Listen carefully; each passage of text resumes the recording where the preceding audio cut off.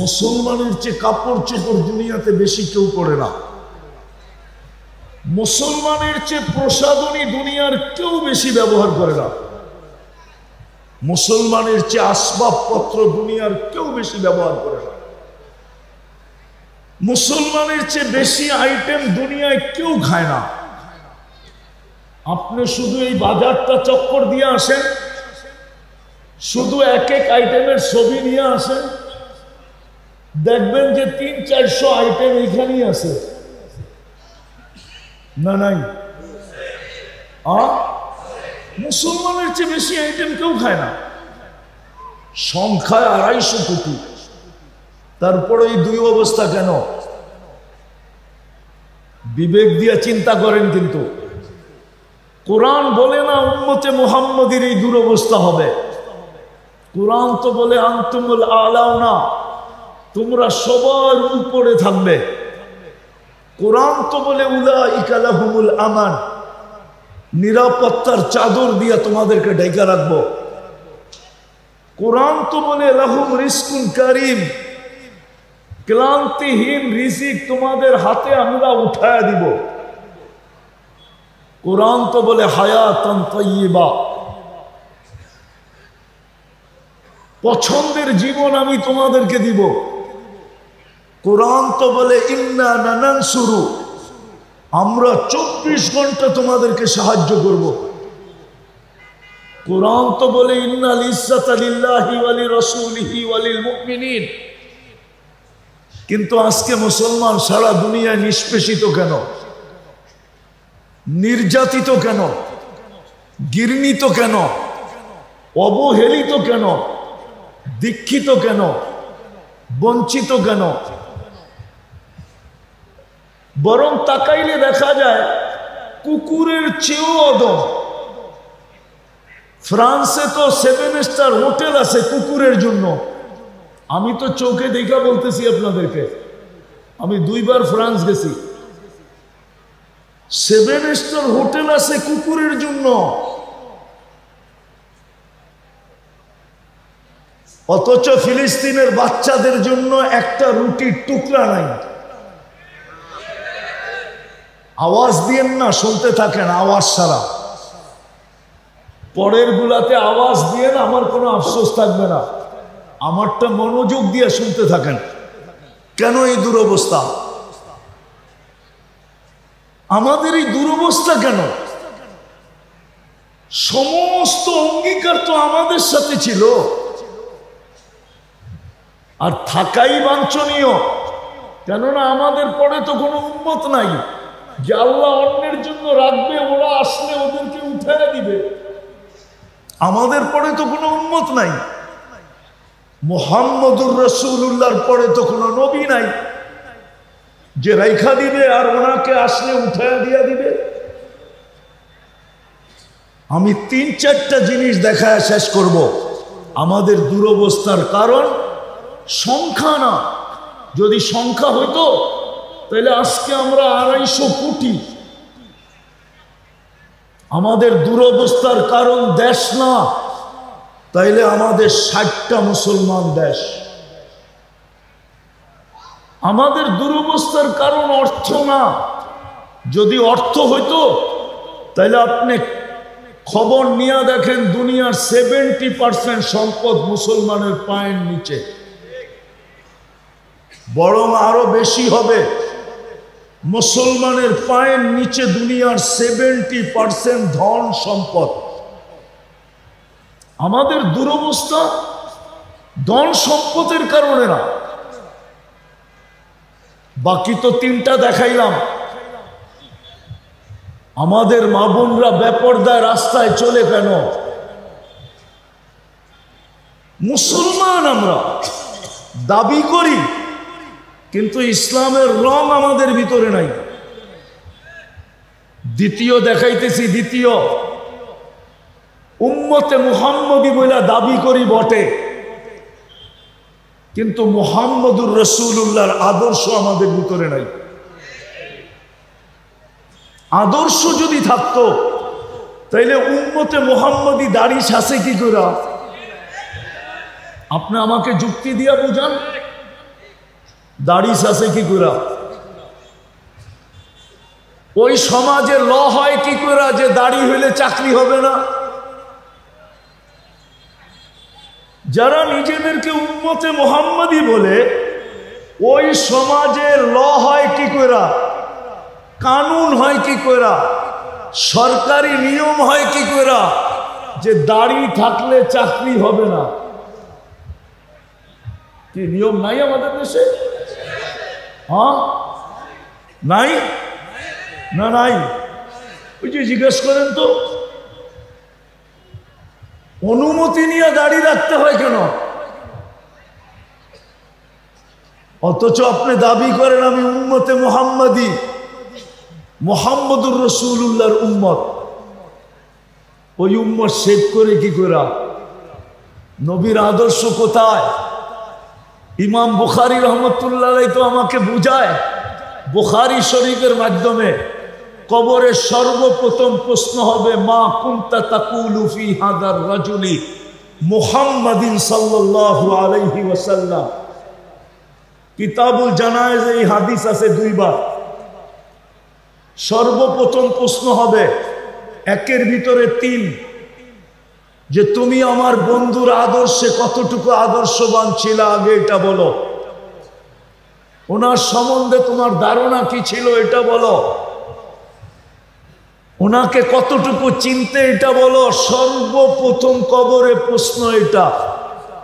আমি লেখি না, ইমাম বুখারী রহমতুল্লাহ আলাইহি লেখছেন। আমি লেখি না, ইমাম মুসলিম রহমতুল্লাহ আলাইহি লেখছেন। আর যুক্তি তো বলে ওই নবীর আদর্শে আদর্শবান কতটুকু বলেন। আমাদের বিয়ে শাদীতে নবীর আদর্শ কতটুকু, আমাদের শোয়া সজাগে আদর্শ কতটুকু, 24 ঘন্টার জীবনে নবীর আদর্শ আমাদের কাছে কতটুকু, কতটুকু আমরা ফলো করি। তৃতীয় দেখাইতেছি, তৃতীয় বেশি দেখাবো না, 3-4টাই দেখাবো। আল্লাহ নিজের পার্সোনাল জিনিস দিয়া দিলেন, ব্যক্তিগত জিনিস।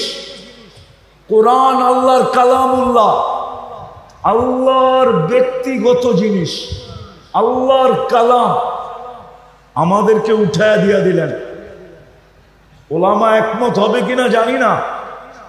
মুসা আলাইহিস সালাম গৌরব করেন আল্লাহর সাথে কথা বইলা, কালিমুল্লাহ। আমিও মানি উনি কালিমুল্লাহ, কিন্তু আমি তো আমার দিকে তাকাইলে দেখি উনি আল্লাহর সাথে কথা বলতেন। এইখানে তো তাকাইলে দেখি স্বয়ং আল্লাহ আমার সাথে কথা বলেন। কোনটা বড়? আল্লাহর সাথে কথা বলা বড় না আল্লাহ স্বয়ং আমার সাথে কথা বলে এটা বড়? যে পরশ পাথরের ছোঁয়া লাগলে লোহা সোনা হবে, কিন্তু এই সোনা কিন্তু মানুষ কিনবে কাগজ দিয়া। বড় ধ্যান দিয়া শুনতে হবে, কিন্তু ওটা মানুষ কিনবে আমি মানি, কিন্তু কাগজ দিয়া। কাগজ ছিলেন কি টাকা দিয়ে কিনবে, টাকা কাগজে। কিন্তু এটা 100-তে 100 সত্য। যদি আজকে রহমতের ছোঁয়া লাগলো তো লোহা সোনা হোক আর না হোক, আপনি আর আমি সোনা হয়ে যাবে। মানুষ যখন সোনা হবে তো আল্লাহ এটা জান্নাতের বিনিময়ে কিনবে, কাগজ দিয়ে কিনবে না। এই জন্য আবারও বলতেছি, ওই প্রবাদ বাক্য মিথ্যাও হতে পারে যে এরকম একটা পাথর দুনিয়াতে আছে লোহায় লাগলে সোনা হয়। এটা 100-তে 100 মিথ্যা। কিন্তু কসম খোদার আল্লাহর রহমতের ছোঁয়া যার লাগলো সে যে সোনা হবে এতে কোনো সন্দেহ নেই, কিন্তু মাত্র সন্দেহ নেই। এখন কি রহমতের ছোঁয়া লাগাইতে চান না পরিবেশটাকে নিচ্ছুম না করা বাহাদুরপুরের দরবারে আইসেও যদি আল্লামা শরীয়তুল্লাহ রহমতুল্লাহ আলাইহির দরবারে আইসেও যদি আপনার রহমতের ছোঁয়া না লাগে তো আর কোথায় লাগবে? আগে তো সত্য শয়তান কিন্তু রহমতের ছোঁয়া লাগতে দিতে যাবে না, কেননা আমাদের অস্তিত্বের কারণে তো শয়তান শয়তান, নাইলে তো ওর শয়তান হওয়ার কোনো সুযোগই ছিল না। মানুষের অস্তিত্ব যদি না হতো এতে শয়তান কোনদিন বিতাড়িত হতো না, শয়তানই হতো না। তার নাম তো শয়তান ছিলই না, নাম তো বড় সুন্দর সুন্দর ছিল। শুধু আমাদের অস্তিত্বের কারণে সে শয়তানে রূপান্তরিত। বিদায় তার আল্লাহর সাথে চ্যালেঞ্জ,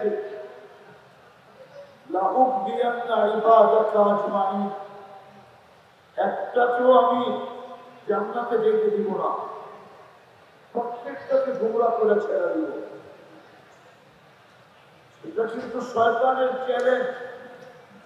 আমরা কতটুকু আল্লাহকে চিনি, শয়তান আমাদেরকে অনেক খুব বেশি চিনতেন। না চিনলে 30,000 বছর আরশের পথ করলেন কি করে, 13,000 বছর ফেরেশতাদেরকে ওয়াজ করলেন কি করে, ইবাদত করতে করতে 1,85,000 বছরে পরিধি করলেন কি করে, 7 আকাশে 7টা নামে ভূষিত হলেন কি করে, 7 আকাশে তো 7টা নামে ডাকা হতো। প্রথম আকাশে আবেদ, পরেরটায় জাহেদ, পরেরটায় আরেফ, পরেরটায় তকি, পরেরটায় ওয়ালি, পরেরটায় খাজেন। সপ্তম আকাশে তো ডাকা হতো আসাসির নামে। বিদায় সে আজকে কোনদিন মেনে নেবে না। আপনি আল্লাহর রহমতের ছোঁয়া নিয়ে উঠবেন, এই জন্য সবার কাছে আরো হাত জোর দরকার। ভলান্টিয়ারদেরকে বলবো পরিবেশটাকে নিশ্চুপ রাখা, এটাই হলো আমাদের আল্লাহর হুকুম মানা। পরিপূর্ণ মনোযোগ দিয়ে শোনা, এটাই আজকে এই মজমার তাকাদা, এই ইসলাহী প্রোগ্রামের তাকাদা এটাই। আমি গত বছরও বলছিলাম, এই বছরও বলতেছি, মেলা বসানো উদ্দেশ্য না যে একটা মেলা হবে, 3 দিনের জন্য কিছু লোক আসবে, হইহুল্লাহ করবে আর চলে যাবে। আজি শরীয়তুল্লাহ রহমতুল্লাহ আলাইহির মনে হয় এই উদ্দেশ্যে এত দূর থেকে সফর করতে করতে করতে করতে সব জায়গার মাটিকে নাকে লাগাইতে লাগাইতে লাগাইতে লাগাইতে আজ থেকে 30-40 বছর আগে এই এলাকায় কি ছিল বলেন? আজি শরীয়তুল্লাহ রহমতুল্লাহ আলাইহি যখন আসছে তখন এখানে কি ছিল? আরে বলেন না, কেউ নাই? কি ছিল? কেন এখানে এসে বেড়া ডাললেন? কেন এখানে এসে বসলেন? দরবার কেন এখানে বানাইলেন? উনি তো এই অঞ্চলের ছেলে না, এই অঞ্চলের ছেলে। আরে বলুন না, এই অঞ্চলের ছেলে।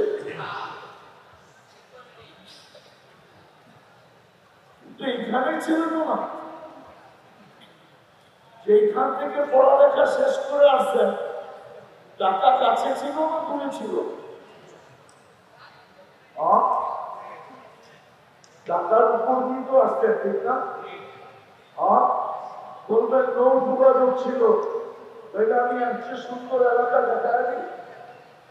কলিকাতার থেকে তো নৌ যোগাযোগ বরিশাল হয়েছিল, খুলনা হয়েছিল, ঠিক না? ডাবখান ব্রিজ গেছে, ডাবখান ব্রিজের নিচ দিয়ে আসতে হতো। তাইলে তো সুন্দরবনেই ডেরা ডালতেন, ঠিক না? খুলনাতেই ডালতেন, ঠিক না? নৌ যোগাযোগে ওইটার কাছে ছিল কলিকাতার থেকে। উনি যেই যুগে আসতেন বরিশালে ডালতেন, যেন আপনাদের এখানে আসতেন। বোঝা গেল সারা রাস্তার মাটিকে দেখতে দেখতে এই মাটি পছন্দ হয়েছে বিদায়ী এখানে আসবে। যেমন হাটহাজারী মাদ্রাসা, এটা কোনো মাদ্রাসা ছিল না, এটা হাটহাজারী বাজারের ময়লা নিক্ষেপ করা হতো এখানে। হাটহাজারী মাদ্রাসা বাজারের ময়লা নিক্ষেপ করা হতো যেখানে হাটহাজারী মাদ্রাসা, ওইখানে যখন হাবিবুল্লাহ সাহেব রহমতুল্লাহ আলাইহি চার পানির ভিতরে একজন যখন পেশাবের জন্য বসছেন তো উঠে গেছেন, বলছে এইখান থেকে তো এলেমের জ্ঞান আসতেছে, পেশাব করিতে করিছি বলা। কেননা আল্লাহ আল্লাহ তো কলঙ্কর হয়, কি হয়? আজকে যে সারা দুনিয়া ফিলিস্তিন নিয়ে কাঁদতেছে, আমরাও কাঁদতেছি, সারা দুনিয়া ফিলিস্তিন নিয়ে কাঁদতেছে, ঠিক না? কিন্তু 50-60 বছর আগে মুফতি কিফায়াতুল্লাহ সাহেব রহমতুল্লাহ আলাইহি ফিলিস্তিন নিয়ে কাঁদছিলেন, কিন্তু সারা দুনিয়ার আলেমরা ওনার কান্নার কোনো দাম দেন নাই। উনি আজ থেকে 50-60 বছর আগে মুফতি কিফায়াত বয়ান দিয়া, কিন্তু মুফতি কিফায়াতুল্লাহ সাহেব রহমতুল্লাহ আলাইহি ফতোয়া লিখছিলেন যে মুসলমানের জমিন ইহুদিদের কাছে বিক্রি করা মুতলাকান হারাম। উনি এটা নিয়ে আরব ভূখণ্ডে সফর করতেন। আরবদের একই কথা ছিল, আয়ুফতি আলাইনাল আজম, ওনারা আরবের উপরে ফতোয়া দিলে এটা আমরা মানি তো মানি কি করে? ওনার ফতোয়াকে মানেন না যে ইহুদিদের কাছে জমিন বিক্রি করা হারাম। 1 টাকার জমিন 100 টাকা না 1000 টাকা দিয়ে কিনছে ইহুদিরা। কিনতে কিনতে কিনতে কিনতে কিনতে আজকের চিত্র আমাদের সামনে। 14 বছর আগে আমি ফিলিস্তিন গেছি, 2010-এ 15 বছর আগে। তো আমি নিজের চোখে দেখছি ফিলিস্তিনের আলেমরা এখন দেওয়ালে মাথা মারতেছে আর বলতেছে, ইয়া লাইতানা আতানা ফতওয়াতা কিফায়াতুল্লাহ। হায়, ওই যুগে যদি ফতোয়া কিফায়াতুল্লাহ মেনে নিতাম তাহলে আজকে আমাদেরকে এই দুরবস্থার চেহারা দেখতে হতো না। মানেন না? শুধু এতটুকু বলে না, সামনে এতটুকু বলে, রোয়ের জমিনে মনে হয় এরকম বড় আলেম ওই সময় আর ছিল না। আমরা আজকে বুঝে আসতেছি যে কত বড় আলেম ছিলেন। আজকে ফিলিস্তিনের চিত্র আমাদের সামনে, ফিলিস্তিনের চিত্র আমাদের সামনে। কেননা কলঙ্কর যারা হয়, কলঙ্কর, এদেরকে কলঙ্কর বলে, তো কলঙ্কর হারসে গোয়া দিদা গোয়া। কলঙ্কর যারা হয় ওরা মাঝে মাঝে মাটির সঙ্গেও বলতে পারে। আল্লাহ ওদের সামনে মাটির গ্রামকে ফুটায়া তোলে। আমি যেটা বুঝে গেছিলাম, এই জায়গায় আইসা যদি রহমতের ছোঁয়া না লাগলো তাহলে আর কোন জায়গায় যে রহমতের ছোঁয়া লাগবে? কেননা রহমতের ছোঁয়া আছে বিদায়ী তো হাজী শরীয়তুল্লাহ রহমতুল্লাহ আলাইহি এইখানে এসেই বেড়া আছে। নাইলে তো এই অঞ্চলে জায়গার অভাব ছিল না, কেন বাহাদুরপুর আসবে? আর কেন জীবনের সবচেয়ে কষ্টের দিনগুলা এখানে কাটাবে? আজকে যেই পরিবেশ এইখানে, এই পরিবেশ তো ওনার যুগে ছিল না, ছিল নাকি? মুখালেফাতই মুখালেফাত ছিল, কষ্টই কষ্ট ছিল। বলেন আপনি জানলেন কি করে? জানি না ওনারা চিনবে কি চিনবে না। এইখানে একজন মুফতি সাহেব ছিলেন, শামসুল হক নাম ছিল ওনার, কুমিল্লা বাড়ি ছিলেন ওনার।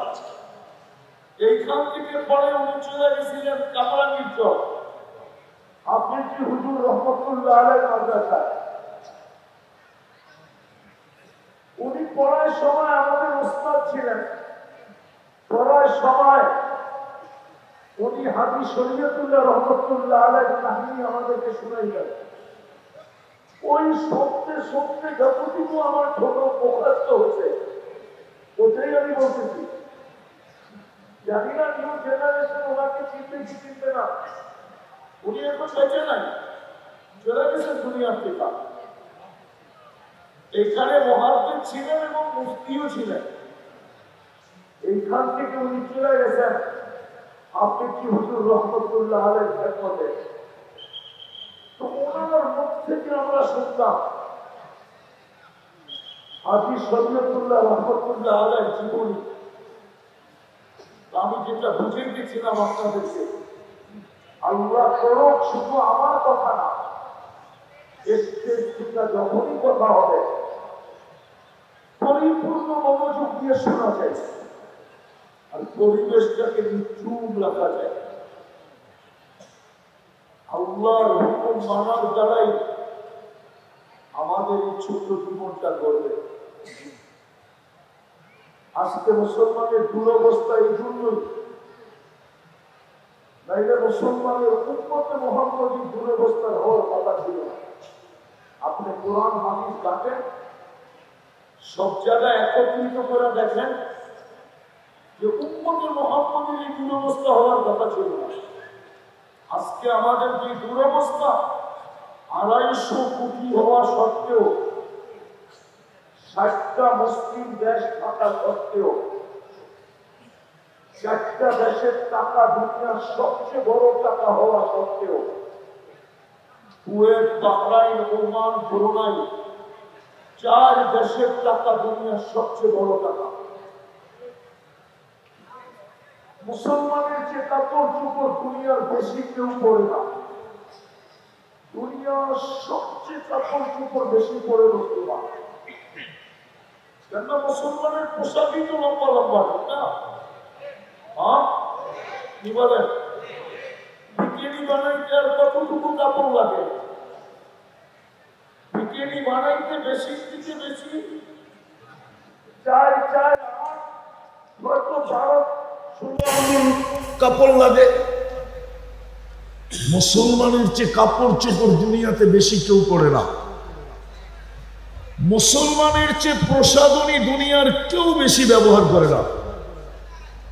মুসলমানের চেয়ে আসবাবপত্র দুনিয়ার কেউ বেশি ব্যবহার করে না। মুসলমানের চেয়ে বেশি আইটেম দুনিয়ায় কেউ খায় না। আপনি শুধু এই বাজারটা চক্কর দিয়ে আসেন, শুধু এক এক আইটেমের ছবি নিয়ে আসেন, দেখবেন যে 300-400 আইটেম এইখানেই আছে। না নাই? মুসলমানের চেয়ে বেশি আইটেম কেউ খায় না।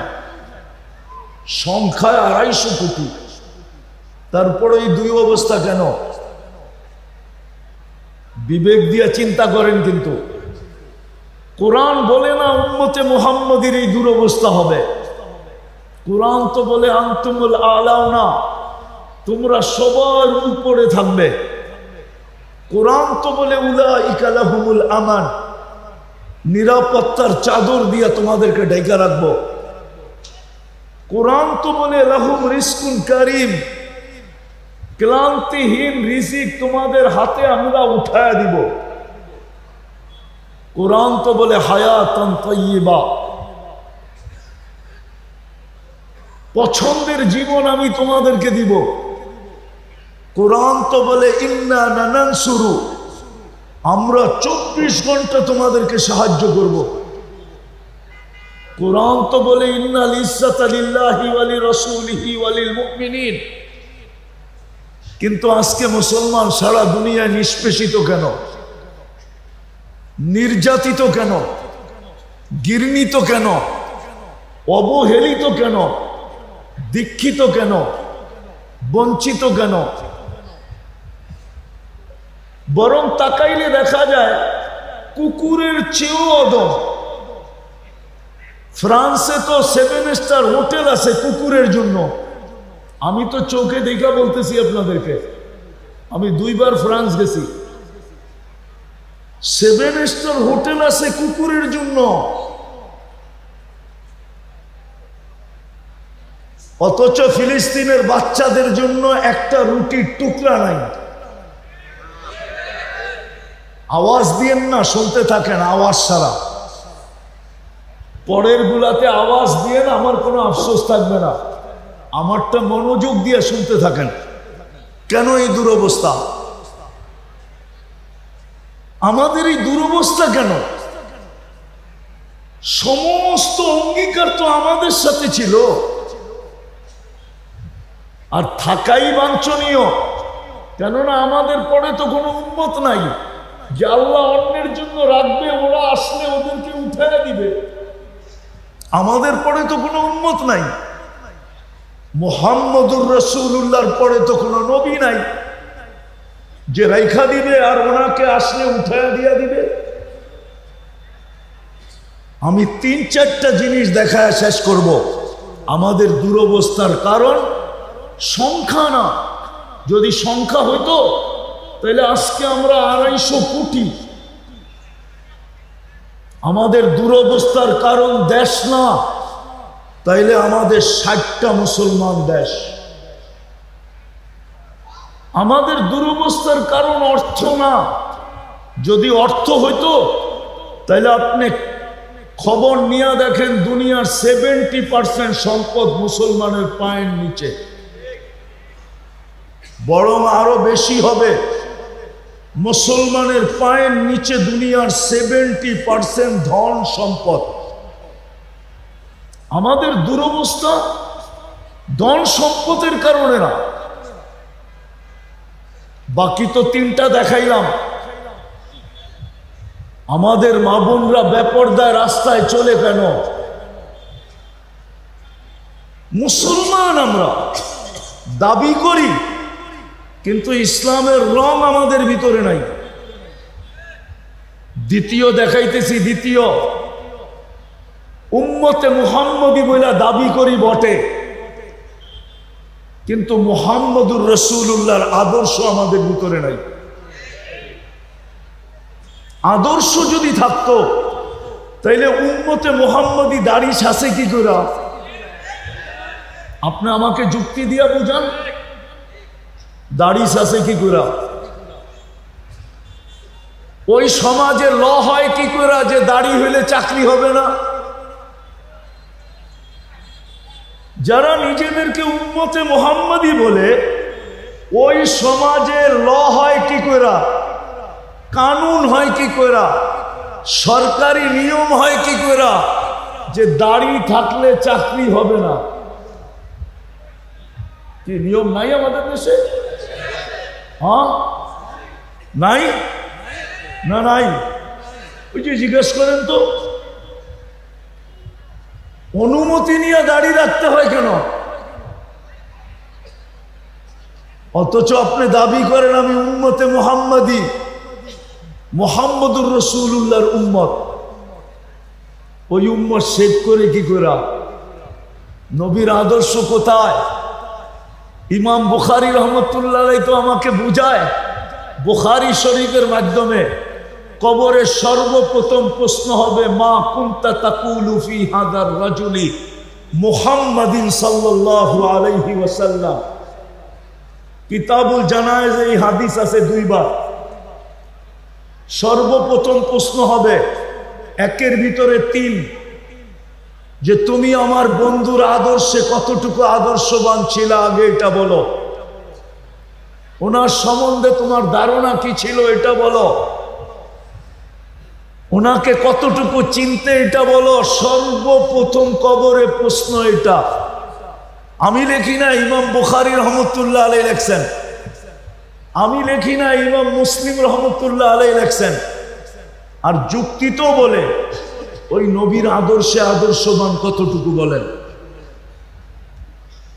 আমাদের বিয়ে শাদীতে নবীর আদর্শ কতটুকু, আমাদের শোয়া সজাগে আদর্শ কতটুকু, 24 ঘন্টার জীবনে নবীর আদর্শ আমাদের কাছে কতটুকু, কতটুকু আমরা ফলো করি।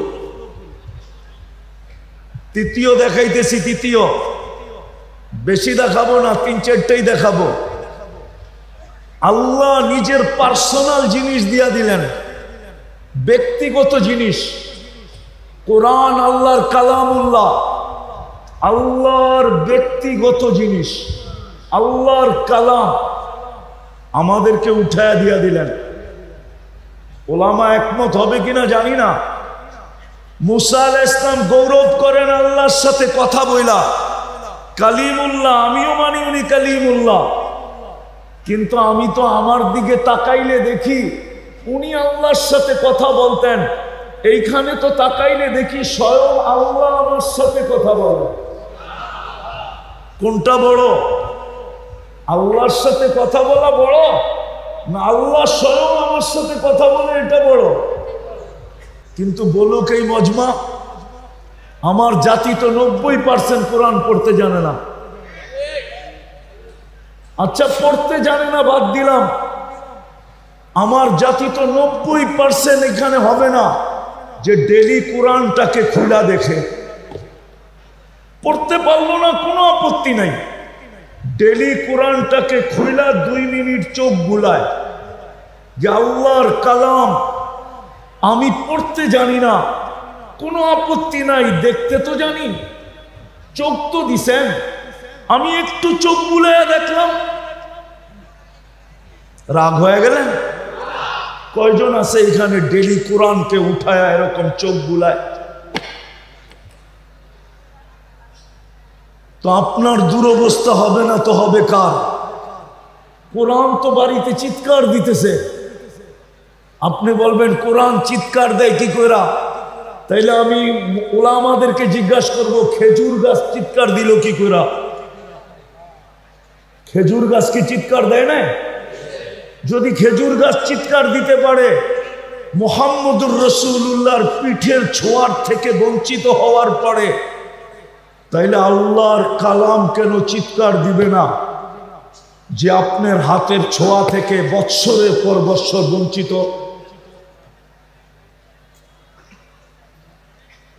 কোরআন তো খোলা দেখি না, খোলা বাদ দিলাম, ডেলি যদি নিয়ে একটা চুমা দিতাম তাইলেও তো মনকে বুঝাইতে পারতাম যে আমি ডেলি কোরআনটাকে নেই এবং মোহাব্বতের সাথে একটা চুমা দেই। এরকম তো কেউ হবে না মনে হয়। চতুর্থ আপনি চুমা না দিলেন, কয়জন এখানে পাওয়া যাবে যে আমার অভ্যাস আমি ডেলি কোরআনটাকে একবার মোহাব্বতে হাতে ছুঁয়া দেখি? বলেন। তাইলে তো বুখারী রহমতুল্লাহ আলাইহির কথাই সত্য হবে কালকে। কেন আল্লাহর রাসূল কিয়ামতের মাঠে 3 বার সেজদায় পড়বেন উম্মতকে জাহান্নাম থেকে বাহির করার জন্য। 3 বার 3 বার আল্লাহ মোটা মোটা সংখ্যা উম্মতকে দোজখ থেকে বাহির করে দিবেন। তারপরে আল্লাহ জিজ্ঞাসা করবে, বন্ধু সব উম্মত কি দোজখ থেকে চলে আসলো? তা আল্লাহর রাসূল বলবেন, হ্যাঁ চলে আসলো তো বটে, কিন্তু আল্লাহ বলবে, বন্ধু আল্লাহ জানেন তো? আল্লাহ বলবে, কিন্তু মানি? চোখে পানি থাকবে, মুখে কিন্তু থাকবে। বলবে চোখে পানি মুখে কিন্তু, অর্থ কি বন্ধু? আল্লাহর রাসূল চিৎকার দিয়া বলবে, ইল্লা হাবাসাহুল কোরআন, কোরআন যাদের বিরুদ্ধে চলে গেছে ওদেরকে বাহির করতে পারি নাই। আপনি আপনার বিবেক দিয়ে আপনি আপনার বিচার করেন। সারা বৎসরে একবার কোরআনটাকে ছুঁয়া দেখেন না, একবার চুমা দিয়ে দেখেন না, একবার খোলা দেখেন না। পড়া তো বাদেই দিলাম, বলেন কোরআন আপনার পক্ষে যায় তো যায় কি করে? বলেন। আজকে আমাদের ঘরে কোরআন পড়া আমাদের ঘরে সারা বৎসরে একবার ছুঁয়া দেখে না। তৃতীয়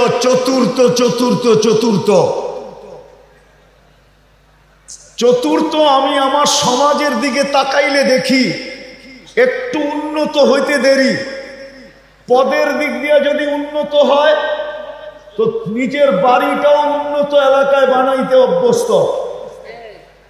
টাকা পয়সার দিক দিয়ে যদি একটু উন্নত হইল তো নিজের বাড়িঘরটা উন্নত এলাকায় বানায়, ঠিক না?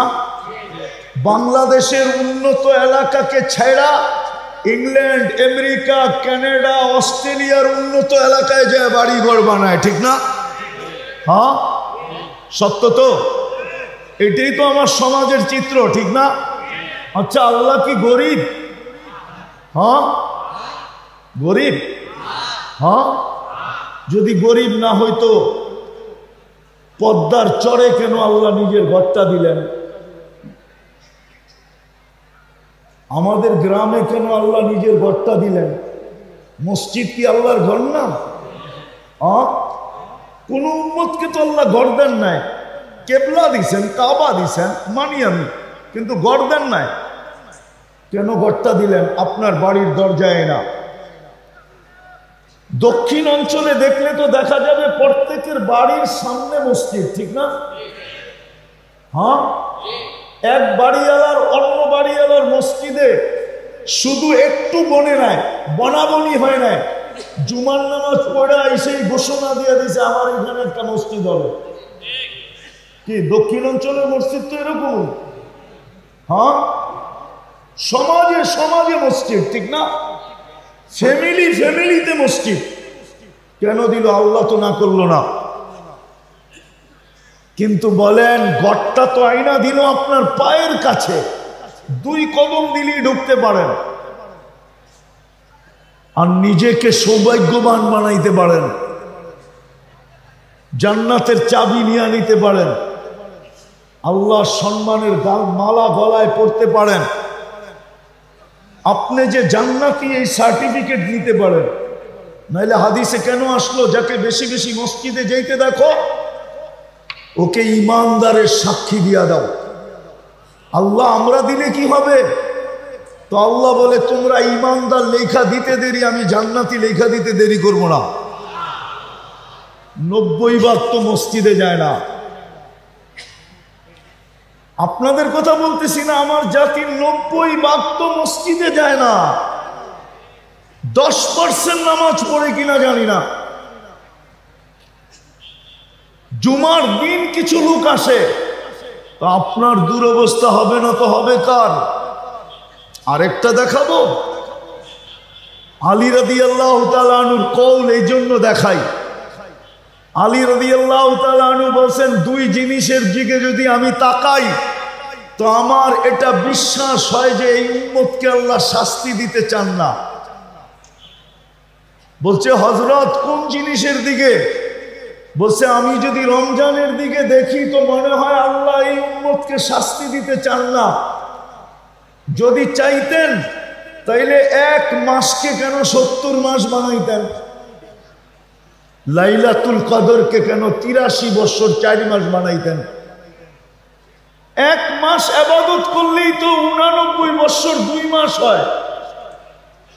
বাঁচবেন কয়দিন? 80 বছর। তারপরও তো 9 বছর 2 মাসের পাওনা হবেন আপনি আল্লাহর কাছে, যদি 80 থেকে 80 বাদও দিয়া দেয়, কিচ্ছু না দেয়। দ্বিতীয় আলী রাদিয়াল্লাহু তাআলা আনহু বলতেছিলেন সূরা ইখলাস দেখলে আমার মনে হয় এই উম্মতকে আল্লাহ শাস্তি দিতে চান না। আর কোরআনও বলে মা ইয়াফালুল্লাহু বিআযাবিকুম, তোমাদেরকে শাস্তি দিয়া করব তো করব কি? বন্ধুর উম্মতি বানায়া দিলাম, নবীরা পর্যন্ত উম্মত হইতে চাইলেও বানাইলাম না। বন্ধুর উম্মতি যখন বাছাই করে বানায়া দিলাম, আর শাস্তি দিব তো দিব কেন? সূরা ইখলাস তো বলে এই উম্মতকে শাস্তি দিতে চান না। একবার পড়লে 10 পারা, 2 বার পড়লে 20 পারা, 3 বার পড়লে 30 পারা। কিন্তু অভ্যস্ত কয়জন এখানে যে ডেলি এই নিয়তে সূরা ইখলাস 3 বার পড়ে যে আজকে আমার আমল নামায় 1 খতম কোরআনের সওয়াব লেখা হোক। শুধু আমাদের দুরবস্থা এই কারণেই, মুসলমান রং নাই, উম্মত উম্মত, কিন্তু নবীর আদর্শ নাই। কোরআন আছে ছুঁয়া দেখি না, মসজিদ আছে পাও রেখা দেখি না।